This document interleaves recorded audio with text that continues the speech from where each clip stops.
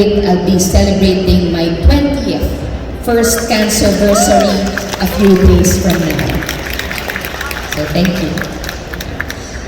Going back, 6 dreadful sessions of chemotherapy followed around after a month after the surgery, and after that didn't go through radiation treatment nor take maintenance medications. Next slide, please. Just when I thought everything was fine and dandy and have become used to the single-breasted life, I had a suspicious lump that I discovered early 2015 on my remaining breast. Not knowing whether it was benign or malignant, I took a leap of faith and decided to have another radical mastectomy on March 16, 2015. Looking back, it was a good decision because that lump turned out to be malignant. A portacath was implanted, then 4 sessions of chemotherapy followed. Next slide, please. So from a single daughter who became a single-breasted single mom with a single child, now I'm a fabulously flat, fierce-fighting mom with a fantastic son. Next slide. At present, I help out in the family business by handling our franchise group of stores in partnership with a big fat happy bee. Yeah. Next slide. Since I'm already the 3rd generation in my family, next slide please. Yeah. Since I'm already the 3rd generation in my family to be diagnosed with breast cancer, it wasn't a big shock and it wasn't so hard to accept. As a matter of fact, I didn't even cry the whole time I was at Makati Med. During the time, my doctor called me and my parents to tell us of the biopsy results and that my left breast had to be removed. The second time around, I was told that when the breast removed was also positive for cancer, I simply said, so it's back. Time to fight because I'm winning this battle again. Sorry, cancer. You picked the wrong girl to mess with because she ain't giving up. Next slide. Yeah. I had the same surgeon as my mom, so just imagine the trauma, not on me, but my dad's part, who after around 25 years, entered the same doctor's office, sat on the same chair, saw the doctor pull out the same book to show where the lump is, and hear the same dreaded words, I have very bad news, you have cancer. I only cried when I saw my son Yahoo at home. He was only 10 months old then and was actually the one who accidentally kicked me on the breast, and it was so painful, I almost dropped him. Which in turn prompted me to see my doctor. It's really different when a single mom thinks of her child. I can't say that I was expecting cancer, but it wasn't like I wanted for it to happen. No way. My maternal grandma got it at 50, mom got it at 40, then me at 28, almost 30, and again at 40. Yes, it's scary because it's like we're getting diagnosed 10 years earlier than the previous cancer victim in the family. Kumbaga, pabata ng pabata. Still, I am thankful I got breast cancer at this age because I believe my recovery was faster. Not to mention the drive and inspiration that my son gave me. He was only 10 months old during my first diagnosis, so I was really telling myself, Nikoy, you gotta get well and you really have to fight it with all you have because your son depends on you a whole lot. Next slide. I know it's an old cliche, but if there's one thing that breast cancer has taught me, it's that life is short, so make the most of it while you're still alive.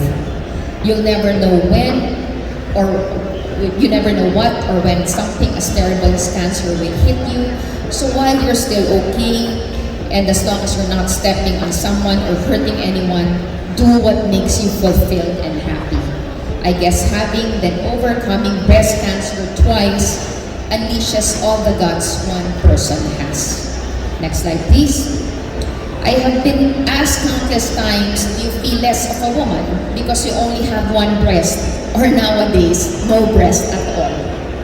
Well, my answer has always been no.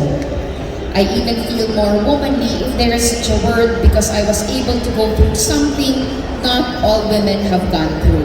I feel like a superwoman. At this point in my life, I feel like I can handle anything now. Go-getter, walang inaatrasan. My mantra, I may have had cancer, but cancer never had me. Next slide. This go-getter attitude, not to mention the curiosity bug that bit me once again in July of 2008, led me to try out Bikram Yoga.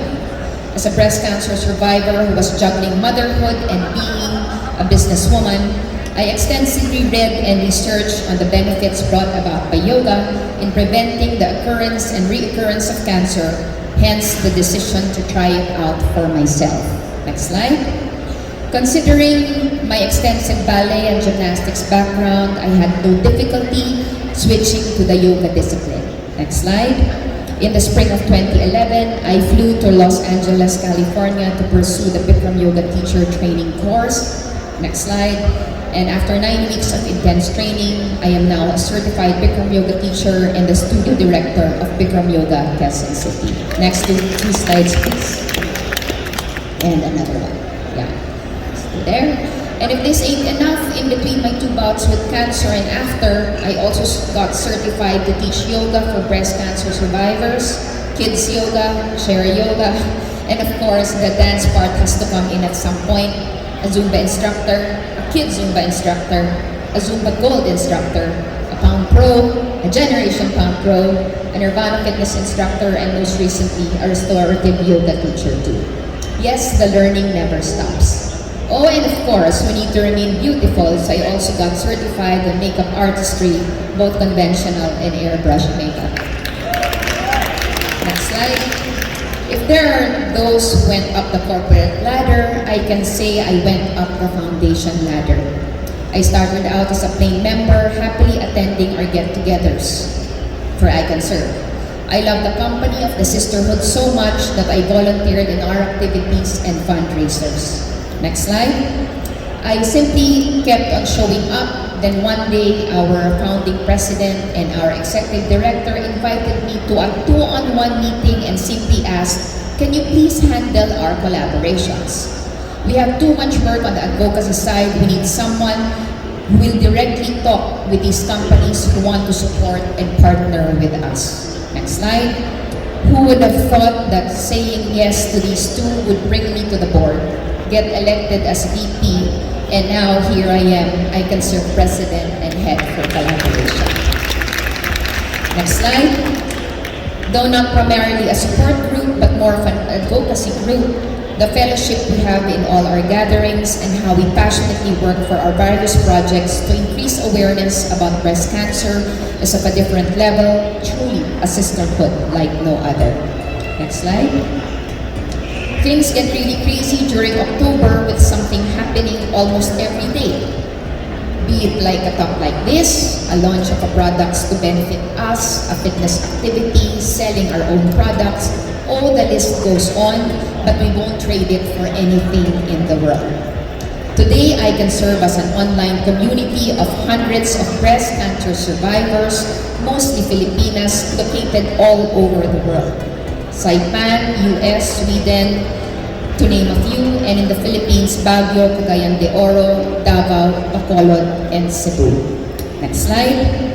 Because of this community, we have a pool of volunteers like myself who do the work we do in cooperation with non-survivors. Many of them are own family members, friends, office mates, doctors, and medical teams. Next slide. Since 1999, ICANSERVE Foundation has worked to raise awareness so that the breast cancer can be detected early. In 2008, ICANSERVE established Ating Dibdibin, Take Your Breast Care to Heart, designed to collaborate with the local governments. Under the program, we teach barangay health workers how to conduct clinical breast examination and train them how to be effective advocates of early breast cancer detection in their communities through patient navigation. We also teach women correct information about breast cancer, its risk factors, as well as dispel myths. Next slide, please. If you or you have friends or family members who want more information, please go or refer them to our website, www.icanservefoundation.org.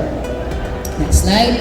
ICANSERVE has a lot of collaborative efforts with various groups, all with the end goal of bringing out the message of early detection to more Filipinas. Currently, the most afflicted with breast cancer in Southeast Asia. Yes, you heard it earlier, we are #1.